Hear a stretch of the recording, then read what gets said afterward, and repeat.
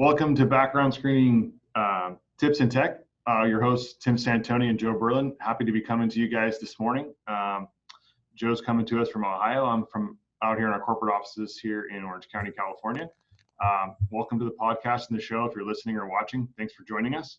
And today I think we're going to tackle an issue that's near and dear to a lot of people in the HR community, hiring community, and when that is, the impact that COVID-19 is having on the hiring process. When it comes to background screening and the whole kind of experience in terms of timing. And I think that this is something that the employers need to be aware of because I'm not sure that it's changing anytime soon. Joe, what's your kind of perspective on what we're looking at in terms of timing as we kind of return to a new normal or we move back into, a more traditional turnaround situation? Well, I mean, I think everybody's hoping that it's sooner rather than later. But what I think that companies need to prepare themselves for is a backlog, right? And so, there's been a lot of people out of work now, and we know a lot of companies want to get back into bringing people back on or bringing back those furloughed employees. But I think that it's going to take some time, right? And I think that you're going to have a lot of new applicants, not a lot of new applications, resumes, and those types of things. So time frame, I think if everything cleared up now, we're still looking at, more than a year for things to kind of get back to quote unquote normal. Yeah, that's a good point. So one thing that's impacting this, just so it's super clear, is that the reason the turnaround times are lagging when it comes to background screening has to do with the court closures and the county criminal level searches that are required in certain jurisdictions, where court-assisted search, or there's actually terminals that need to be accessed because of limited access hours, limited operating hours, and some closures, like in the state of New Jersey, that just moved back into operation. That's really slowing things down. And again, when we say the new normal, we don't know when that will be because the access to these facilities and the staffing has not necessarily gone back to new normal, and we don't know when that will be. So from a communications perspective, I'd like Joe to talk a little bit about, how to, talk to your screening partner and how to deal with your team and how to communicate effectively to kind of deal with the situation as we work through. And there's multiple factors and multiple people that need to be involved. So maybe Joe, talk a little bit about how to effectively communicate and some strategies that should be in place and how to communicate effectively about these delays and the different processes that we're going through in these times. Yeah, absolutely. I think the most important thing for any HR department, talent acquisition department, is to have a partner that is going to be proactive in their outreach to you. There's a lot going on in the world of HR. Background screening is not predominantly the top priority. We understand that. So I think that's of the utmost importance. Ensure that your screening partner is being proactive. There's a lot of ways they can do that. I've known of companies who send out proactive emails. I know others that have, chat and IM features that can allow you to kind of plug in and get the answers that you need right away. But set those expectations with the hiring manager, set those expectations with the recruiting team, but specifically set them with your employees or your applicant. It's important for that individual to understand what's going on and what the expectations as far as turnaround time and things of that nature are going. So I think those are important, but it's a matter of, regardless of who you're using for background screening, to really look at them as a partner and less as a vendor, but somebody who's there to help you. And I think I can speak for most background screening companies that they do want to do that. They want to be your partner. They want to help you through these tough times, and they're not looking to just sell you a product. So I think it's important to keep those lines of communication open. And that's a good point. I think that the better information that goes from your screening partner to the recruiting, to the managers, to the teams, the better they can communicate with the applicants and the less frustration the applicants have with the process, and the more streamlined it is in terms of expectations, and it creates a better process, especially in these stressful times where people are looking to get back to work, or hiring manager needs to get 10 people deployed on a project, right? It's stressful for everyone involved, and that communication and the feedback and just the constant updates, I think, is crucial to move forward and kind of get businesses going back to normal and applicants getting back to work. There's nothing more frustrating, I'm sure, for HR than when you have an applicant that's calling you saying, hey, what's going on? And your hiring manager or your talent acquisition lead has no clue what's going on. And, that just goes up chain and then ultimately to your screening provider. And I really think that that channel should work the opposite direction. I think that the applicant should be getting more information than what they need on the front end. Yeah, and Joe, so there's obviously a few different options that people have when it comes to modifying their screening practices in these times. And one of those things that we've seen, unfortunately, that may be adopted. Again, the data may not be reflective. I don't think HR people are coming out and saying it, but whether there's furloughed employees that don't need to necessarily be screened or rechecks or rescreens or audits or just background screening in general could be something that they push to the side and say, what, because of the delays and the issues and the complications, we're going to forego doing background screening. So maybe just talk to that point and knowing that it is a reality for some companies and kind of the impact of that, both pros and cons, and maybe some strategies to navigate around that, as we move through this. Yeah, absolutely. I think that background screening and dependent on industry, dependent on company and company culture has become a necessary evil, so to speak. And I think that when you even give yourself the option to maybe not do a background check, you're forgetting the necessary part of it, right? So the necessity of a background screen is to keep your brand, your employees, and potentially your customers or patients safe. And so I don't think there's really ever a good time to forego any kind of background screening. However, understanding that there's ways you can modify it, right? So New Jersey, for instance, their courts just reopened. And so there was a time in there where those courts weren't open, and we understand you couldn't do a background screening there. But you can do a national criminal database. Is it the best product to run as a standalone? No, we understand that. But maybe you run the applicant's current county. The current county is not available. Maybe other jurisdictions within their social security number trace are. Ensure you're running what you can.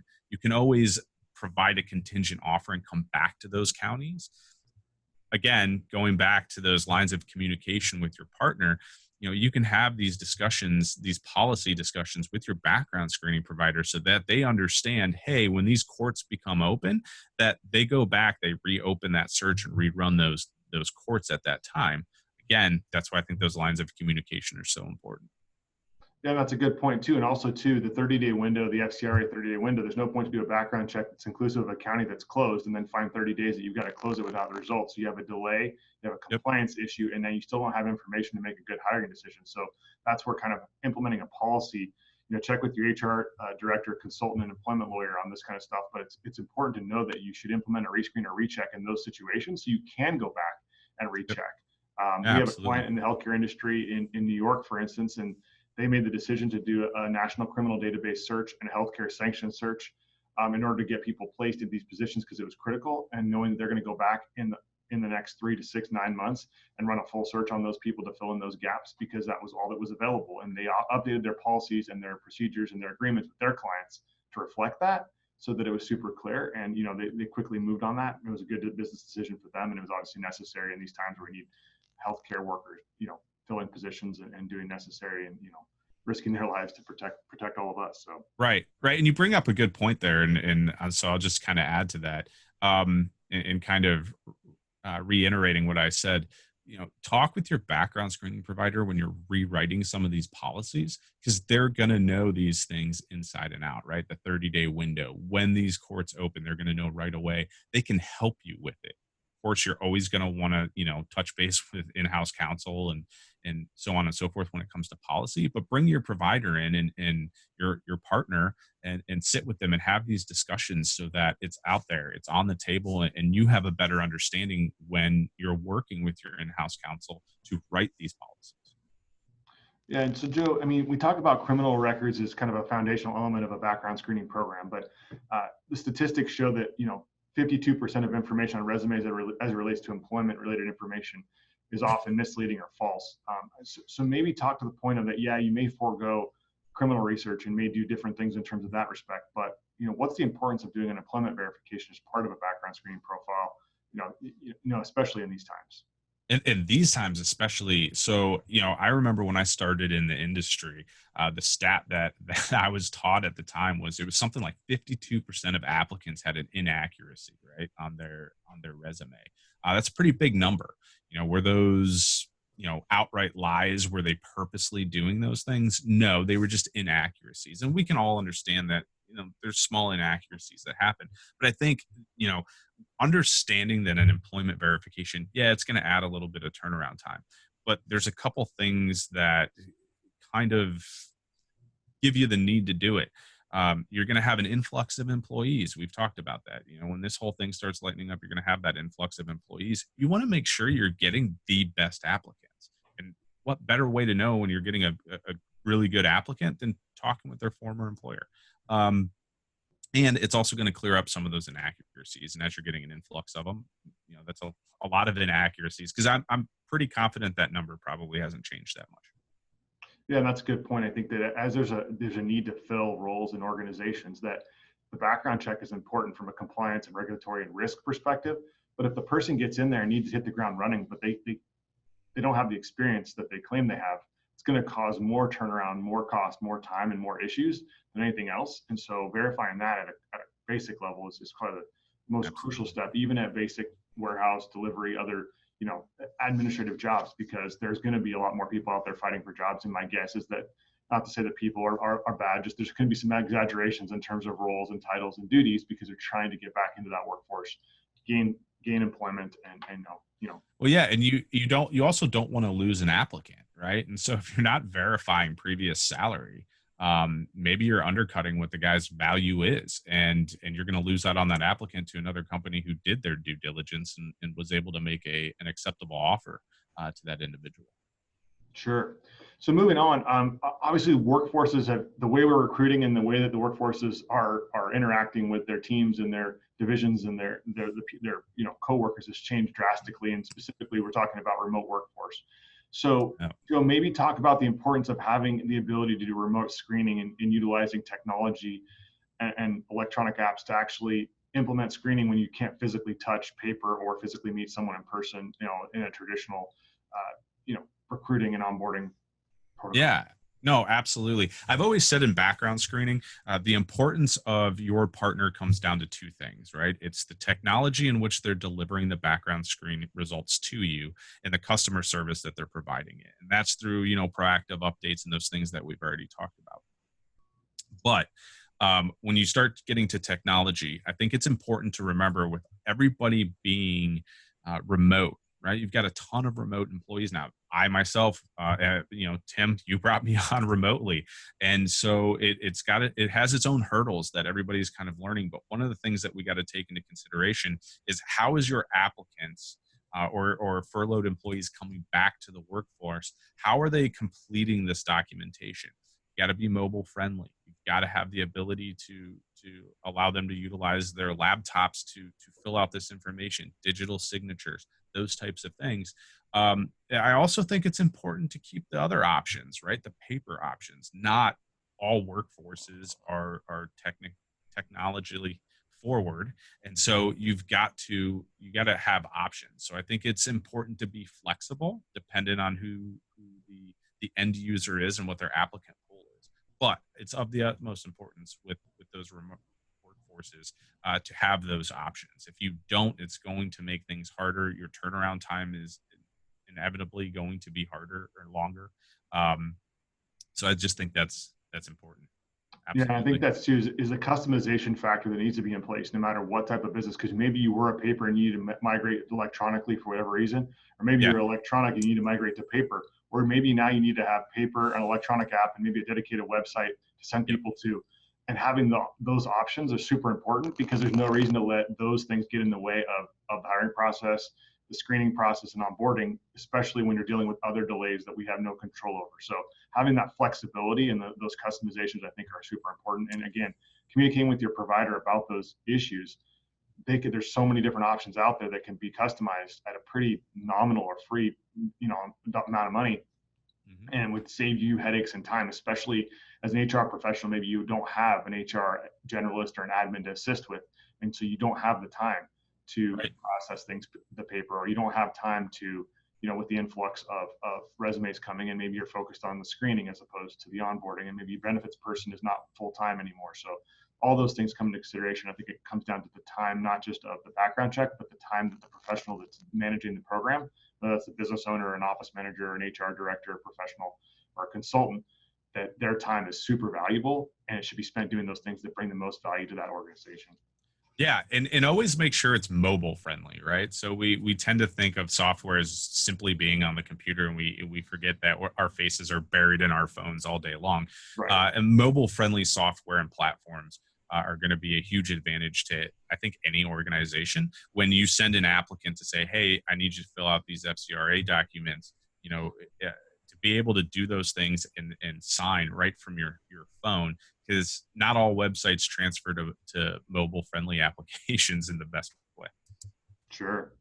So, I think that we're talking about background screening as a whole, and there's one area of background screening that, I think is going to gain popularity or gain adoption across, different areas of the country, and that's social media screening.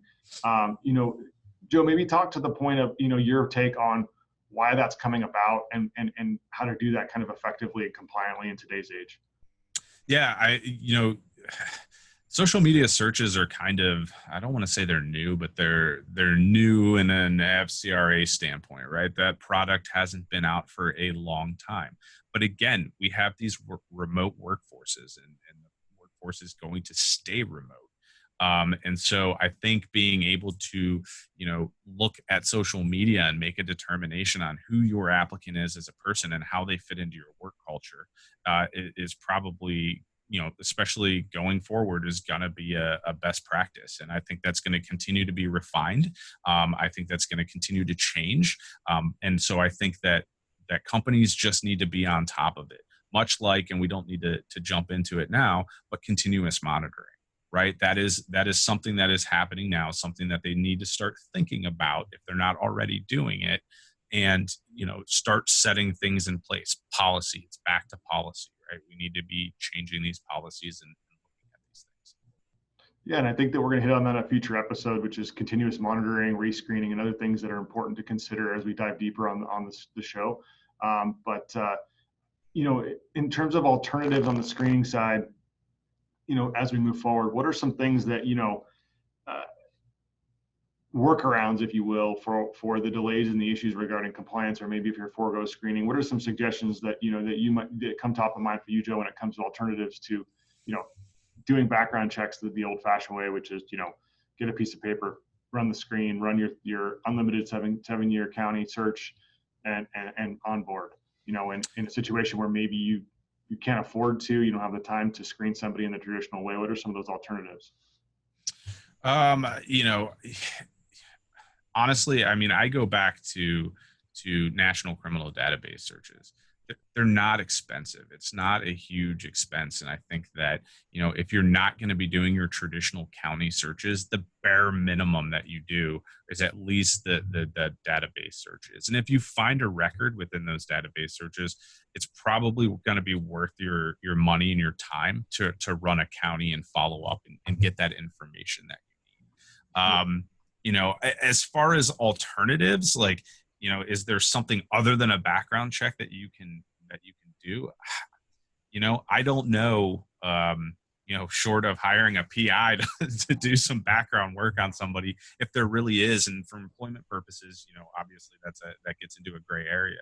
So, I'm adamant that you've got to be running the background checks. It's just a matter of how you're doing it, right? So, Sure. Running that national only, followed by a follow up if there's records. There's other products out there, continuous monitoring. If you're not running an upfront background screen on your applicants, find a provider that's offering continuous monitoring, and there's a lot that are offering it now, and there's multiple products out there. Talk with a few of them, find out what fits your needs, run that continuous monitoring program on your applicant pool. You're gonna, if you find records, that's gonna give you the information that you need. But bare minimum, nationals. How about you? Yeah, and I think it comes back to talking to your screening provider, your partner, and talking about in your area where you are. If you're in Colorado, is the NatCrim robust enough to get you? Is there a statewide available database search in the area where you operate, or based on your compliance requirements? And then understanding the holes if you're in a place like California or New York where the database search may not be robust enough. and looking at implementing policies and procedures that you can do rescreening and rechecks, or even just a COVID-19 policy that I've seen some companies adopt, which says, it's contingent employment based on this, and we have the ability to check down the road based on our compliance and our insurance and things like that, and getting creative with that so that you can run a robust search and you can have kind of confidence that you're hiring people without issues that are not going to cause issues going down the road. Absolutely. And I think those highly regulated industries, right? So start talking about financial industries, the healthcare industries, aviation, any of those industries that are highly regulated. The last thing that I think any of them can really afford is any kind of audit that's going to open up any kind of holes in what they've been doing as far as background screening. And so I think those are all important things to take into consideration. And ultimately, the reason for background screening, it's your brand safety. It's protecting your brand, it's protecting your people internally, and it's protecting your customers. Awesome. Well, thank you all for tuning in, whether you're listening or watching. We appreciate you tuning into the first episode of background screening tips and tech. We look forward to coming to you guys with some additional topics. If you'd like to connect with Joe or I, please reach out to us on LinkedIn. We'll leave our information in the show notes, and we look forward to connect with you on a future episode. Thank you. Thank you, guys.